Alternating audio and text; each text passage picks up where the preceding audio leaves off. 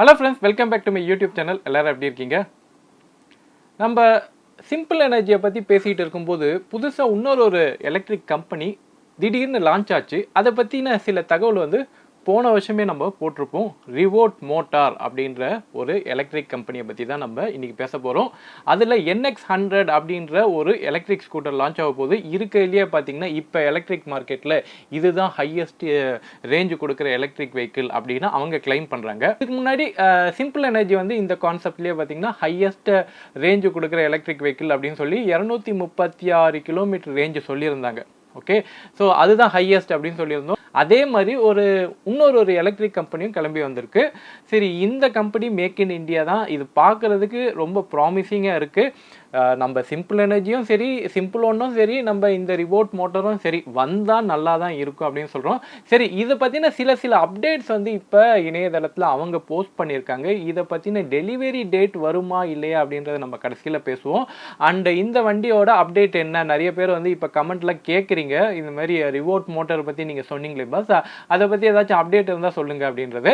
So குறிப்பாக இந்த மாதிரியான எலக்ட்ரிக் வெஹிக்கிள்ஸ்லாம் நம்ம சொல்கிறதுக்கு காரணம்னா இப்படிலாம் வண்டி வந்திருக்கு. ஸோ நீங்கள் ஃபியூச்சரில் வாங்கணும் அப்படின்னு நினச்சிங்கன்னா இந்த வண்டியெல்லாம் நம்ம பார்க்கலாம். ஓகே, சரி, இப்போ என்னென்ன அப்டேட் வந்திருக்கு அப்படின்றத பார்ப்போம். ஸோ நம்ம சேனலில் இப்போ தான் நீங்கள் ஃபஸ்ட் டைம் பார்க்குறதா இருந்தால் சப்ஸ்கிரைப் பண்ணிக்கோங்க.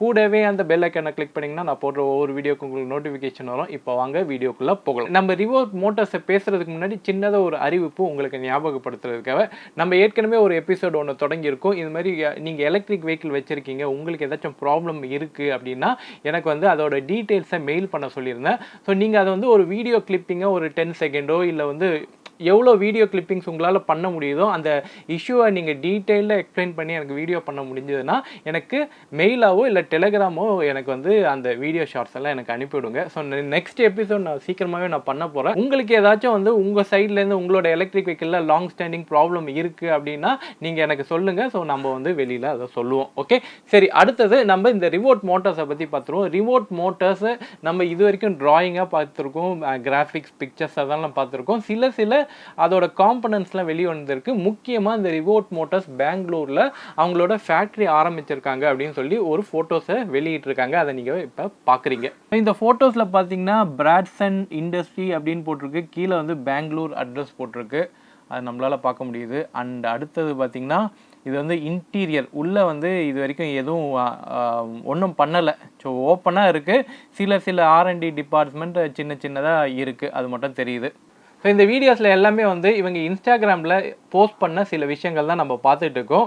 இப்போ நம்ம அதோட சார்ஜிங்கை பற்றி பார்க்குறோம். சார்ஜிங் வந்து ரொம்ப ஈஸியாக இருக்குது. இதை டெக்னாலஜின்னு சொல்கிறதுக்கு பதில் இதை ஒரு ஐடியான்னு சொல்லலாம்.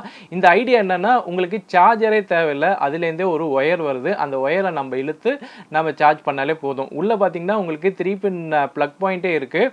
அதை ஜஸ்ட் எக்ஸ்டென்ஷன் ஒயர் மாதிரி இருக்குது, அதை நம்ம அப்படியே எக்ஸ்டெண்ட் பண்ணி நம்ம ப்ளக் பண்ணிட்டோம்னா உங்களுக்கு சார்ஜ் ஆகிடும். அண்ட் இதுக்கான சார்ஜிங்கான ஸ்டேட்டஸை நம்ம மொபைல்லையும் பார்த்துக்க முடியும். ஸோ இதை எப்படி சொல்கிறாங்கன்னா, இது வந்து ட்ராவல் சார்ஜர் அப்படின்னு சொல்கிறாங்க. ட்ராவல் சார்ஜர்னால் உங்களுக்கு இன்பில்ட்டாகவே இருக்கும். ஸோ அந்த மாதிரி வரும். ஸோ உங்களுக்கு தனியாக சார்ஜர் தேவையில்லை அப்படின்னு தான் நினைக்கிறேன் இந்த ஸ்கூட்டரை பொறுத்த வரைக்கும். அடுத்த இமேஜ் பார்த்திங்கன்னா ஒரு ஸ்டாராக இருக்குது. இது என்ன அப்படின்றது தெரியல. ஆஃப்டர் மெனி இன்ட்ரேஷன் அப்படின்னு போட்டிருக்காங்க. மோஸ்ட்லி இது மோட்டரோட ஒரு பார்ட்டாக தான் இருக்கும் அப்படின்னு நான் நினைக்கிறேன். நீங்கள் என்ன நினைக்கிறீங்க அப்படின்றத கமெண்ட் பண்ணுங்கள். கரெக்டு தான், இது வந்து ஒரு பெர்மனன்ட் மேக்னெட் மோட்டார் தான், மோட்டரோட ஒரு பார்ட்டு தான். பட் குவாலிட்டி நல்லாவே தெரியுது. மோட்டர் நல்ல அலுமினியம் கேசிங்கில் கொடுத்துருக்காங்க. இவங்க சொல்கிற ஆரம்பத்துலேருந்து சொல்கிறதுனா நிறைய வந்து அலுமினியம் கேசிங் யூஸ் பண்ணுறதா சொல்லியிருக்காங்க. ஸோ குவாலிட்டி லெவலில் பார்த்தீங்கன்னா இது கொஞ்சம் நல்லா தான் இருக்குது. அடுத்தது வந்து இவங்களோட ஃப்ரேம் காட்டுறாங்க, ஃபுல்லாக அலுமினியம் ஃப்ரேமு. ஸோ இது ஸ்கெலிட்டன் ஃப்ரேம் அப்படின்னு சொல்லலாம். அண்டு இதில் வந்து யூஸ் பண்ணுற மோட்டருக்கு உங்களுக்கு அந்த இதில் மிட்ரைவ் மோட்டார் தான் கொடுக்க போகிறாங்க, கரெக்டுங்களா? ஸோ இதுக்கு முன்னாடி கூட நம்ம பெர்மனன்ட் மேக்னெட் சிங்க்ரோனைஸ் மோட்டார் நம்ம பார்க்குறோம். இது வந்து அதோட கியர். ஸோ இந்த கியரில் பார்த்தீங்கன்னா மேக்ஸிமம் 4000 RPM வரைக்கும் இது போகும், அதுவும் நீங்கள் பார்க்கலாம். அண்ட் இதில் வந்து உங்களுக்கு பேட்ரி வந்து ரிமூவபிள் பேட்ரி அப்படின்னு சொல்லியிருந்தாங்க. பட் இப்போ நம்ம பார்க்கும்போது ரிமூவபிள் பேட்ரி மாதிரி தெரியல. இந்த ஃபோட்டோவை பாருங்களேன். இந்த ஃபோட்டோ வந்து ஃபுல்லாக அலுமினியம் கேசிங் இருக்குது. இந்த கேசிங்கை பார்க்கும்போது இது வந்து ஒரு பேட்ரிக்கு தேவையான கேசிங்காக தான் இருக்குது. ஸோ ஸோ மோஸ்ட்லி இந்த மாதிரியான ஒரு சாலிட் கேசிங் கொடுக்குறாங்கன்னா உங்களுக்கு IP67 68 அந்த மாதிரி இருக்கும். உங்களுக்கு டஸ்ட் அண்ட் வாட்டர் ரெசிஸ்டண்ட்டாக இருக்கும் அண்ட் சாலிடாக இருக்கும். உங்களுக்கு பேட்டரி வந்து வெல் ப்ரொடெக்டடாக இருக்கும் அண்ட் உங்களுக்கு தெர்மல் மேனேஜ்மெண்ட்டுமே வந்து உங்களுக்கு நல்லா இருக்கும். ஸோ அது பார்க்குறதுக்கே ரொம்ப சாலிடாக இருக்குது. ஐ திங்க் ஏத்தருக்கு அப்புறம் பார்த்தீங்கன்னா ரொம்ப சாலிடான ஒரு பேட்டரி பேக்னா நான் இதை சொல்லுவேன். ஏன்னா ஏத்தரோட பேட்டரி பேக் வந்து அந்தளவுக்கு சாலிடாக இருக்கும். நம்ம அந்த அலுமினியம் கேசிங் வந்து பயங்கர சாலிடாக இருக்கும். அண்ட் இதில் வந்து நம்ம அந்த சிப் செட்லாம் நம்ம பார்க்க முடியுது. பேட்டரியை பற்றி முக்கியமாக அவங்க போட்டிருக்காங்க. இந்த பேட்டரியும் வந்து கொஞ்சம் பார்க்குறதுக்கு நல்லா இருக்குது. இது என்ன பேட்டரி அப்படின்றத சொல்லலை. இவங்க என்ன ஸ்டேட்மெண்ட் சொல்லியிருக்காங்கன்னா, நாங்கள் எல்லா விதமான பேட்டரியும் வந்து எங்களோட ஃபார்ம் ஃபேக்டருக்கு ஏற்ற மாதிரி நாங்கள் செக் பண்ணோம். அதில் வந்து NMC, NCA, LTO, LFP எல்லாமே வந்து செக் பண்ணியிருக்கதா சொல்கிறாங்க. எல்லா ஃபார்ம் ஃபேக்டரில் இருக்கிற பேட்டரி 18650 இருக்கட்டும், 32650 இருக்கட்டும், 26650 இருக்கட்டும், 27700 இருக்கட்டும், இந்த எல்லா செல்லுமே வந்து அவங்க செக் பண்ணியிருக்காங்க அப்படின்னு சொல்லியிருக்காங்க. ஃபைனலாக சி ரேட்டிங்கை பொறுத்து அவங்க வந்து பேட்டரியை செலக்ட் பண்ணியிருக்கதா சொல்லியிருக்காங்க. பட் எந்த பேட்டரியாக இருக்கும், இது வந்து ஒரு LFP பேட்டரியாக இருக்குமா, அது வந்ததுக்கப்புறம் தெரியும். ஆனால் ரொம்ப ஹை டென்சிட்டி பேட்டரி அண்ட் நமக்கு வந்து ரேஞ்சு ஜாஸ்தி வருது அப்படின்னும் போது இதில் கண்டிப்பாக LFP பேட்டரி இருக்க வாய்ப்பில்லை. ஏன்னா LFP பேட்டரி போட்டால் அவங்களுக்கு வந்து வெயிட் அதிகமாகவும் அண்ட் இவங்க சொன்ன ரேஞ்சை வந்து அவங்க எதிர்பார்க்க முடியாது. இவங்க ரேஞ்ச் அப்படின்னு சொல்லும்போது நம்ம சிம்பிள் எனர்ஜியில் 236 சொல்லியிருந்தோமா, இதில் பார்த்தீங்கன்னா 280 கிட்ட சொல்கிறாங்க ரேஞ்சு. ஸோ அந்த அளவுக்கு ரேஞ்ச் வரணும்னா அதிகமான பேட்டரி பேக் இருக்கணும். ஸோ ஒரு 200 அச்சீவ் பண்ணோம் அப்படின்னும் போதே ஒரு 5 கிலோவாட் பேட்டரி கிட்ட நம்ம போகணும். ஸோ இவங்க வந்து 5 கிலோவாட்டுக்கு மேலே போனால் தான் இந்த அளவுக்கு ரேஞ்ச் அச்சீவ் பண்ண முடியும். அதுதான் பேட்டரியை பற்றி. அடுத்தது வந்து இவங்களோட சாஃப்ட்வேர் டெஸ்டிங் ரொம்ப விக்ரஸாக நிறைய CPUஸில் செக் பண்ணிட்டு இருக்கிறதா போட்டிருக்காங்க. நிறைய அல்காரிதம் வச்சு செக் பண்ணிட்டு இருக்காங்க. 4G, GPS, IMU, Bluetooth, wifi எல்லாமே இதில் இருக்க போகுது அப்படின்றது தெரியுது. ஸோ அதெல்லாம் வந்து அவங்க டெஸ்டிங் ஃபேஸில் இருக்குது. அண்ட் இதில் பார்த்தீங்கன்னா இவங்களோட டிஸ்பிளே நம்ம பார்க்க முடியும். ஸோ டிஸ்பிளேயோட டிராயிங் வந்து காமிச்சிருக்காங்க. அண்ட் டிஸ்பிளே எப்படி இருக்கும் அப்படின்றதும் நம்மளால பார்க்க முடியுது. சின்னதாக இருக்குது, ரொம்ப பெரிய டிஸ்பிளேலாம் இல்லை. ஸோ நமக்கு வந்து மேப்பு அந்த மாதிரியான விஷயங்கள்லாம் இதில் இருக்காது. ஃபைனலாக 2021 அலாய் வீல்ஸை பற்றி போட்டிருந்தாங்க. இந்த அலாய் வீல்ஸோட குவாலிட்டி பாருங்களேன், சூப்பராக இருக்குது. எனக்கு இந்த கம்பெனியில் இருக்கிற எல்லா குவாலிட்டி சம்மந்தமான விஷயங்கள் எல்லாமே பிடிச்சிருக்கு. இதில் குறிப்பாக இந்த அலாய் வீல்ஸும் வந்து நல்லாவே இருக்குது, நல்ல குவாலிட்டியாக இருக்குது, நல்ல பார்க்குறதுக்கே நல்ல ப்ரீமியம் லுக்காக இருக்குது. ஸோ அதை பொறுத்த வரைக்கும் நாங்கள் மச் அப்ரிஷியேட்டட் அப்படின்னு தான் சொல்லுவோம். இதனால் இந்த பிக்சரை காமிக்கிறேன். இது வந்து கேஸ்ட் அலுமினியமில் இது வந்து கண்ட்ரோலர் யூனிட் அப்படின்னு சொல்கிறாங்க. இந்த கண்ட்ரோலர் யூனிட் வந்து பார்க்குறதுக்கு எப்படி இருக்குன்னா, ஸோ EB பாக்ஸை எடுத்து மாட்டின மாதிரி இருக்குது. ஸோ இது வந்து ஸ்பேஸ் எஃபிஷியண்ட்டாக லைட் வெயிட்டாக இருக்கும் அப்படின்னு சொல்கிறாங்க. இது வந்து மோட்டார் அண்ட் பேட்டரிக்கான கண்ட்ரோலர் யூனிட் மாதிரி தெரியுது. ஸோ இந்த யூனிட்மே வந்து நல்ல கூல்டு ஃபங்க்ஷன், அதில் வந்து யூனிட் வந்து கூலிங்காக இருக்கும் அலுமினியம் கேசிங் இருக்கிறதுனால அப்படின்றாங்க. ஸோ ஃபைனல் ப்ராடக்ட்டில் இதெல்லாம் வச்சு வரும்போது ரொம்ப மாசாக இருக்கும் அப்படின்றது தெரியுது. ஸோ ரிவோட்டை பொறுத்த வரைக்கும் நிறைய இமேஜஸ் காட்டியிருக்காங்க. ஸோ பொதுவாக நம்ம பார்க்கும்போது இதை எப்படி கமெண்ட் பண்ணலாம் அப்படின்னா, நமக்கு வந்து குவாலிட்டி வைஸ் ரிவோட்டில் நிறைய மெனக்கிடுறாங்க. ஏன்னா ஒரு புது கம்பெனி காம்படிட் பண்ணணும் அப்படின்னும் போது நிறைய குவாலிட்டியான விஷயங்கள்லாம் கொண்டு வராங்க, நிறைய டெஸ்டிங் பண்ணிட்டு இருக்காங்க.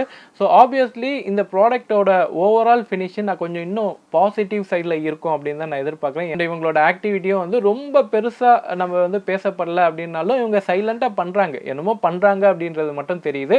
அண்ட் இது வந்து ஃபைனலாக எப்போ லான்ச் ஆகும் அப்படின்ற இந்த டேட்டு டைம் எல்லாம் சொல்லலை. ஏன்னா சின்ன கம்பெனி கண்டிப்பாக இதுக்கு வந்து சப்போர்ட் தேவைப்படும். அண்ட் இப்போதைக்கு பெங்களூரில் இவங்க வந்து ஏதோ மேனுஃபேக்சரிங் பிளான்ட் ஆரம்பிச்சிருக்காங்க. ஸோ அதில் சில ப்ரொடக்ஷன்லாம் ஸ்டார்ட் பண்ணுவாங்க அப்படின்றது தெரியுது. இவங்க இன்னும் வந்து ப்ரீ புக்கிங்லாம் இன்னும் சைட்டில் ஓப்பன் பண்ணல. சைட்டை பொறுத்த வரைக்கும் பிளாங்காக தான் இருக்குது. ஸோ மிச்ச கம்பெனியெல்லாம் பார்த்தீங்கன்னா புக்கிங் ஆரம்பிச்சுட்டு அதுக்கப்புறம் தான் டெஸ்டிங்கே பண்ணுறாங்க. அது வரைக்கும் பார்க்கும்போது ரிவோட் வந்து கொஞ்சம் ஜென்யூன் சைடில் தான் இருக்காங்க. அவங்க வந்து இது வரைக்கும் புக்கிங் அப்படின்னு சொல்லி நம்ம யாருக்கிட்டேயுமே ஒரு பைசா வந்து வாங்கலை. அவங்க ஜென்யூனாக சொல்கிறாங்க, இதுதான் டெஸ்டிங்கு, இதுதான் நம்ம இது வரைக்கும் என்னென்ன ஃபேஸ் போயிருக்கு அப்படின்றத ஜென்யூனாக அவங்க ஷேர் பண்ணுறாங்க, which is a very good approach. நம்ம பட்ஜெட் அப்படின்னு பார்க்கும்போது இந்த 1 to 1.5 தான் இருக்குது. ஸோ இவங்க 280 வரைக்கும் சொல்கிறாங்க. நமக்கு வந்து ஒரு பட்ஜெட் ரேஞ்சில் ஒரு எலக்ட்ரிக் ஸ்கூட்டர் இப்போயே அவங்க டிசைன் பண்ணாங்கன்னா நல்லாயிருக்கும். ஏன்னா இவங்க எடுத்தவனையே ஒரு மாசாக கொண்டு வரணும், ரேஞ்சை கான்சென்ட்ரேட் பண்ணி கொண்டு வராங்க. பட் ஓலா கூட பார்த்திங்கன்னா ரேஞ்சை கான்சென்ட்ரேட் பண்ணி கொண்டு வந்த ஸ்கூட்டர்ஸ் ஓலா S1 ப்ரோவோட ஓலா S1ஓட சேல்ஸ் தான் வந்து நல்லா இருந்திருக்கு. ஸோ அதுக்கப்புறம் அதை தெரிஞ்சுக்கிட்டு அவங்க வந்து இன்னும் டவுன்கிரேட் பண்ணி ஓலா S1 ஏர் அப்படின்னு சொல்லி ஹப் மோட்டரில் கொண்டு கொண்டு வந்திருக்காங்க. அதுவுமே வந்து மக்கள் வாங்குறாங்க. காரணம் என்னன்னா நமக்கு வந்து அந்த 1 லேக்குள்ள நமக்கு வந்து வருது. 1 லேக் அண்ட் 1,20,000க்குள்ள நமக்கு நிறைய ஸ்கூட்டர்ஸோட ஆப்ஷன்ஸ் கிடைக்குது. ஸோ அதை கன்சிடர் பண்ணும்போது இவங்க வேரியஸ் பேட்டரி பேக்கில் இப்போ ஒரு 3 கிலோவாட் மினிமம் வச்சுக்கோங்களேன். 3 கிலோவாட்டில் ஒன்று, 4 கிலோவாட்டில் ஒன்று, 5 கிலோவாட் அதுக்கு மேலே இது மாதிரி அவங்க வந்து பேட்டரி பேக்கை வச்சு அவங்க வந்து ப்ரைஸை வந்து கம்மியிலேருந்து ஜாஸ்தி வரைக்கும் வச்சாங்க அப்படின்னும் போது நமக்கு various options of electric vehicle choose பண்ணுறதுல நமக்கு கரெக்டாக இருக்கும். ஏன்னா எல்லாருக்கும் நமக்கு 200 கிலோமீட்டர் ரேஞ்ச் வேணும் அப்படின்றது எல்லாரும் எதிர்பார்க்கல. எனக்கு கம்மி பட்ஜெட்டில் ஒரு நல்ல ஒரு ஸ்கூட்டர் கொடுங்க அப்படின்றது தான் நிறைய பேரோட எதிர்பார்ப்பாக இருக்குது. ஸோ இப்படி ஒரு மார்க்கெட் இருக்கிறதுனால நமக்கு வேரியஸ் ஆப்ஷன்ஸில் எலக்ட்ரிக் ஸ்கூட்டர் கொண்டு வந்தாங்கன்னா கம்பெனிக்கும் லாபமாக இருக்கும், வாங்குற நமக்கும் லாபமாக இருக்கும் அப்படின்னு சொல்லி இந்த வீடியோ நான் இதோட முடிக்கிறேன். இந்த வீடியோ பிடிச்சதுன்னா லைக் பண்ணுங்கள், ஷேர் பண்ணுங்கள். அண்ட் முக்கியமாக ரிவோட் மோட்டரை பற்றி நீங்கள் என்ன நினைக்கிறீங்க அப்படின்றத கமெண்ட் பண்ணுங்கள். ஓகே, டேக் கேர், பாய் பாய்.